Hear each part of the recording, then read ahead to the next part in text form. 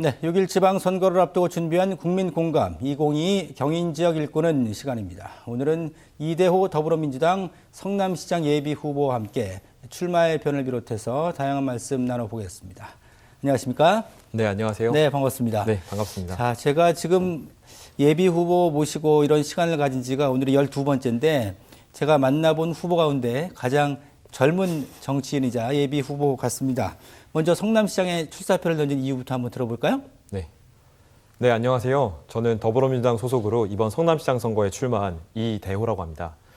제가 성남시장에 출마한 이유는 성남을 더 즐겁고 안전한 도시로 만들고 싶기 때문입니다.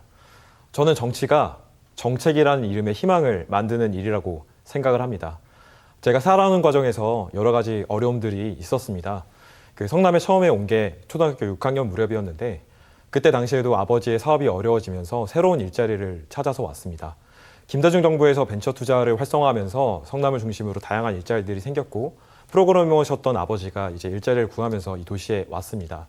그런 일들이 끝이 아니었습니다. 제가 20살 무렵에도 또 집이 어려운 일이 있었는데 그때는 이제 공공임대주택에 운 좋게 이제 입주를 하게 되면서 정말 어려웠던 삶이 많이 나아진 경험이 있거든요.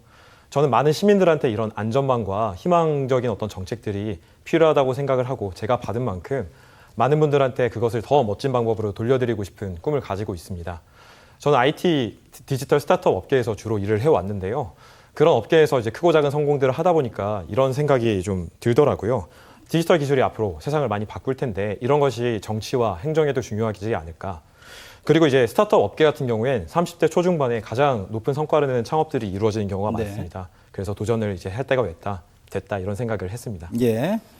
자, 본인의 성남에서의 어린 시절부터 이제 스토리텔링을 가미해서 이렇게 쭉 풀어주시면서 성남에서 받았던 정책적인 혜택들을 본인이 또 잘 성남시장이 되고 나서 한번 풀어보겠다 이런 말씀이신데요.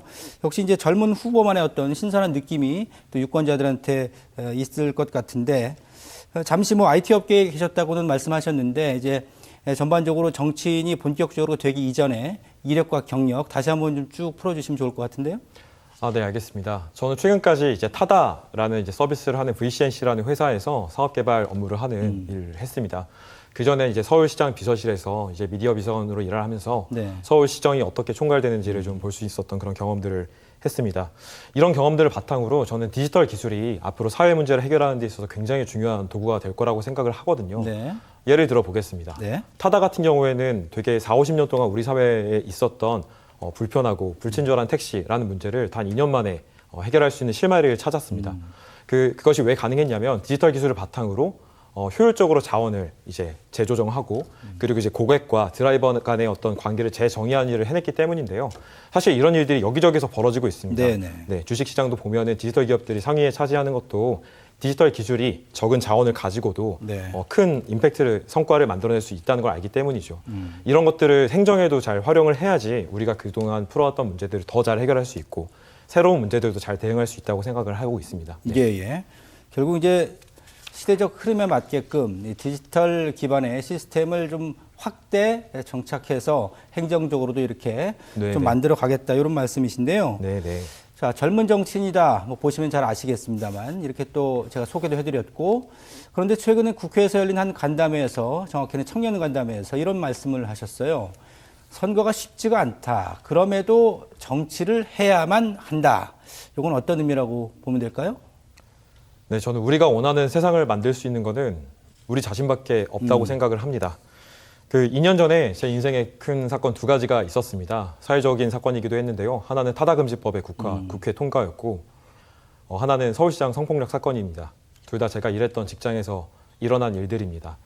이 사건들을 경험하면서 저는 세계관이 좀 달라졌습니다. 제가 그전에 생각하고 있기로는 책임 있고 역할을 잘 하시는 정치인들이 우리 사회를 이끌어간다고 생각을 했고 그런 분들이 소중한 사람들을 지킬 수 있는 사회를 잘 만들어 주시고 있다고 생각을 했어요.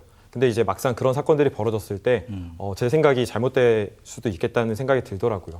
제가 생각하기에 굉장히 중요한 문제, 중요한 가치, 중요한 사람들을 정치가 바뀌지 않으면 지킬 수 없겠다 이런 생각이 들었습니다. 처음에는 그런 선배 정치인들을 원망하는 마음이 사실 있었어요. 근데 곰곰이 생각하다 보니까 원망할 게 아니라 제가 원하는 세상을 스스로 함께 만들어 가야겠다는 생각이 들더라고요. 그렇기 때문에 어려움 같은 건 사실 부차적입니다. 저는 사랑하는 사람들과 이 사회에서 더 안전하고 재미있게 살고 싶은 꿈이 있습니다. 그런 네. 꿈을 실현하기 위해서 도전을 해야죠. 네, 그렇게 생각합니다. 용기라는 키워드도 강조를 하셨던데 네네. 그런 의미에서 이제 정치에 뛰어드신 것들이 전반적으로 좀 연결이 되는 것 같고요. 네. 자, 이제 본격적으로 이대호 후보만의 비전에 대해서 얘기를 좀 해보도록 하겠습니다. 성남의 현안들이 상당히 많습니다. 고질적인 것도 있고 뭐 재개발, 재건축 여러 가지가 있는데 이 후보가 보시기에 가장 시급한 현안은 어떤 현안이며 또 그 현안을 해결하기 위한 해법은 어떤 게 있을까요? 제가 생각하는 가장 중요한 현안은 집 문제입니다. 양질의 집이 부족하다고 생각을 합니다. 그에 대한 해법은 크게 이제 두 가지 갈래로 접근해야 된다고 생각을 하는데요. 예. 방금 아나운서님께서 말씀하셨듯이 재개발, 재건축, 리모델링을 잘 추진하는 것이 중요합니다. 중원구, 수정구 같은 경우에 재건축, 재개발이 활발하게 지금 일어나고 있는데 그런 것들이 늦어지지 않아서 잘 공급이 될 수 있도록 하는 게 성남시장의 중요한 역할의 하나이고요. 예. 분당구 같은 경우에는 리모델링을 많이 관심을 가지시다가 이번 대선을 거치면서 그 재건축, 재개발 특별법이 만들어지고 좀 더 사회 환경이 바뀔 거라는 어떤 지금 예상이 있고 전 그거 굉장히 중요하다고 생각을 합니다. 네. 저도 그 도시에 자랐고 그 도시에 좀 더 많은 양질의 주택들이 공급됐을 때 사실 저도 거기서 들어가서 살고 싶고 사랑하는 사람들과 이 도시를 떠나지 않고 싶거든요. 예. 그러려면 재건축, 재개발 잘 신경 써서 해야 되고 그리고 이제 다른 한편으로는 1인 가구가 굉장히 많이 증가하고 그렇죠. 있습니다. 예. 3년 전에 그 성남시 가구 중에 한 7% 정도, 29% 정도가 1인 가구였는데 지금 이미 38%가 됐습니다. 네네. 제2 테크노밸리, 제3 테크노밸리 생기면 더 많아질 겁니다. 거기에 맞는 주택은 사실 아파트만으로는 안 되거든요. 그렇죠. 그래서 노후된 어떤 주택들을 개량하고 리모델링해서 좀 더 살고 싶은 그 동네가 좀 깨끗하고 깔끔해 더 살고 싶은 집들을 늘려나가는 작업 병행해야 된다고 생각합니다. 예. 어쨌든 성남 시민들은 재개발, 재건축 문제에 대해서 속도감 있게 추진하기를 많이 바라고 있습니다. 어쨌든 맞습니다. 주택 문제는 뭐 삶을 관통하는 키워드니까 이 부분에 대해서 크게 주목을 하고 계시군요. 자, 그리고 요 또 재밌는 네이밍을 하셨던데 후보의 공약 세 가지로 크게 친절한, 여유로운, 또 안전한 성남 이렇게 또 잡으셨던데요. 먼저 친절한 성남 어떻게 만들 수 있다고 보시나요? 저는 시민들이 어디에서나 친절하게 환영받는 도시를 만들어야 된다고 생각을 하는데요. 생각해본 방법이 여러 가지가 있지만 두 가지만 소개를 네. 드리겠습니다. 첫 번째는 우리 동네 정책비서라는 공약입니다. 예. 요즘 정책이나 제도들이 많아지고 복잡해지면서 이해하기 어려운 경우가 굉장히 많습니다. 그랬을 때 누군가 그걸 해설해 줄 수 있으면 되게 좋겠다는 생각이 들더라고요. 네네. 그래서 이제 공공기관이나 동사무소나 이런 데 갔을 때 우리 동네 정책비서가 이제 담당자가 계셔가지고 모르는 거 가지고 들고 가면 해설도 좀 해주시고 그리고 제가 시민으로 누릴 수 있는데 못 누리는 게 있다면 선생님 같은 경우에는 이런 정책을 한번 알아보시면 좋을 것 같은데 제가 안내해 드릴게요. 네. 이렇게 친절하게 안내해 주는 역할도 필요하다고 생각을 합니다. 예, 예. 두 번째로는 그 성남 스테이라는 것인데 그 앵커께서도 아마 그런 경험 있으실 거예요. 시간이 좀 떠가지고 잠깐 어디 머물 때가 필요한데 카페에 가서 돈을 쓰기엔 좀 아깝고 그렇죠. 예, 예. 그럴 때가 있는데 네. 사실 우리 도시에 성남에 곳곳에 공공기관이나 공공소유의 건물들이 있거든요. 그런 곳들 중에서 일반에 개방할 수 있는 곳들이 있습니다. 그런 데를 개방하고 시민들이 잠깐 머물다 갈 수 있는 돈 없이 돈 내지 않고도 머물다 갈 수 있는 편안한 공간으로 만들고 거기 성남스테이라는 딱지를 붙여놔서 네. 좀 더 우리가 갖고 있는 자원을 개방하고 효율적으로 사용할 수 있다고 생각하고 있습니다. 예, 예. 주민 참여의 비율을 좀 높이고자 하는 그런 정책으로 판단이 되고요. 어떻게 보면 지방자치의 기본적인 사항들인데 아이디어가 좋다는 생각이 드네요. 정책비서. 자, 그렇다면 두 번째로 여유로운 성남. 이건 어떤 청사진을 그리고 계실까요? 이건 제 개인적인 생각이면서 많은 분들이 공감하실 텐데요. 네. 저는 좋아하는 사람들과 시간을 많이 보내는 게 인생에서 굉장히 중요한 매우 가치라고 중요하죠. 생각합니다. 네. 근데 그게 양도 중요하고 질도 중요한데 네. 그 양과 질을 높이는 것이 여유로운 성남 그 정책 분야의 핵심 목표입니다. 두 가지 좀 소개를 드리고 싶은데요. 예. 첫 번째는 원격 도시의 원격 근무의 성지를 만드는 일입니다. 앵커님께서도 공감하시겠지만 우리가 삶에서 되게 많이 쓰는데 가장 아까운 시간 중에 하나가 출퇴근 시간 아니겠습니까? 그렇죠. 예. 근데 그 시간 사실 우리가 일하는 회사 사장님들한테 득이 되는 시간도 아니거든요. 네. 그 시간을 최대한 줄여서 원격 근무를 활성화하고 우리가 가족들이랑 더 많은 시간을 보낼 수 있다면 시민들의 삶이 전반적으로 더 행복해질 거라고 생각을 합니다. 저는 그런 사회적 논의를 공공이 주도해야 된다고 생각을 합니다. 제가 며칠 전에 이제 직장인들이랑 간담회를 이제 열어가지고 했는데 거기 와서 어떤 분이 이런 말씀을 하시더라고요. 본인이 자라는 과정에서 아버지가 워커홀릭이시고 너무 늦게까지 일을 하셔서 어렸을 때 친해지지를 못했대요. 네네. 근데 이제 은퇴할 때가 되셨는데 너무 어색하고 그런 아버지가 불쌍하다는 거예요. 근데 우리 사회가 좀 더 가족 중심으로 돌아가야지 더 많은 시간을 어렸을 때부터 보내고 그래야지 전반적으로 더 행복해지는데 그것을 할 수 있는 방법 중에 하나가 원격 근무인 것 같다. 네네. 근데 회사 스스로는 하지 않을 만한 이유들이 있으니까 어떤 시민의 대표자이자 기업의 대표자로서 공공이 나서서 그 역할을 해주면 좋겠다.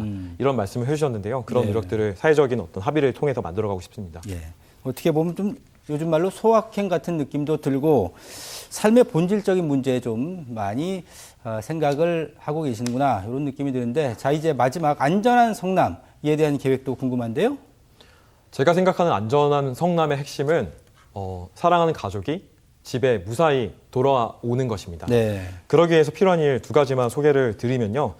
디지털 기술을 가지고 할 수 있는 일들인데요. 첫 번째는 안심 귀갓길을 디지털 기반 앱을 통해서 만드는 일입니다. 네. 지금도 성남 시민들이 많이 제기하시는 민원 중에 하나가 저희 동네 이 길이 좀 너무 좀 무섭고 불안해요. 여기에 가로등 설치해 주세요. 네. 이런 민원들을 제기하시는데 이게 접근성이 높지는 않습니다. 글로 적어야 되잖아요. 근데 이제 위치 같은 걸 글로 표현하는데 한계가 있습니다. 네. 그래서 간단한 지도 서비스 같은 앱을 만들어서 시민들이 거기에 요 포인트가 좀 무섭습니다. 요 포인트에 이게 있으면 좋겠습니다. 이런 것들을 표시할 수 있는 간단한 웹 서비스를 만드는 게 어렵지 않거든요. 네. 그런 걸 통해서 민원을 수집하고 통계를 바탕으로 좀 더 효율적으로 자원을 집행해서 뭐 가로등, 바닥 LED 아니면 안심 스카우트 이런 정책들을 재배치하는 작업을 해보고 싶고요. 두 번째로는 이제 고독사 문제가 앞으로 점점 심각해질 거라고 생각을 네네. 해요. 이미 고독사 탐지 시스템이 있습니다. 근데 이걸 좀 고도화해야 됩니다. 지금은 수도, 전기 이런 공공 데이터를 주로 활용을 하는데 저는 모바일 데이터 사용량 같은 것까지 거기에 연계를 해서 첨부를 하면은 좀 더 시스템을 고도화해서 젊은 세대 고독사 문제까지 잘 다룰 수 있을 거라고 생각을 해요. 그렇게 해야지만이 위기에 처한 시민들을 찾아내서 적절한 시기에 소중한 사람을 지킬 수 있다고 저는 생각합니다. 네. 이 고독사라는 게 노인에만 국한된 문제는 아니니까 그 범위를 좀 확대해서 정책을 좀 만들어 보고자 하시는 그런 말씀까지 들었고요. 오늘 세 가지 이제 보면 친절한, 여유로운, 안전한 성남을 만들겠다. 구체적으로 하나 좀 얘기를 들어봤고요. 이제 끝으로 성남 시민분들께 전하고 싶은 또 당부하고 싶은 말씀 한 1분 정도 남았네요. 드리겠습니다. 말씀하시면 되겠습니다. 네, 일단 이렇게 만나 뵙게 돼서 굉장히 반갑고 네. 영광입니다. 제가 마침 어제 출마 선언을 했는데요. 그 유튜브에 이대호 성남시장 출마 선언문 이렇게 보시면은 제가 만든 영상이 한 편이 있어요. 네네. 거기에 마지막으로 제가 했던 이야기를 오늘 여러분들께 소개하고 싶습니다. 네. 성남은 아버지의 사업 실패로 좌절에 빠져있던 한 소년을 도시의 미래를 책임지는 일에 도전하게 만든 위대한 도시입니다. 네. 그리고 곧 33살의 직장인이 성남시장에 당선되어서 더 나은 미래를 만들어가는 놀라운 일이 벌어지는 그런 도시가 될 것입니다. 소중한 사람을 지키는 의미 있는 도전에 함께 해주십시오. 우리 앞에 놓인 두려움에 우정으로 함께 맞서는 당신의 친구, 당신이 마음으로 선택한 첫 번째 성남시장이 되겠습니다. 감사합니다. 네, 잘 들었습니다.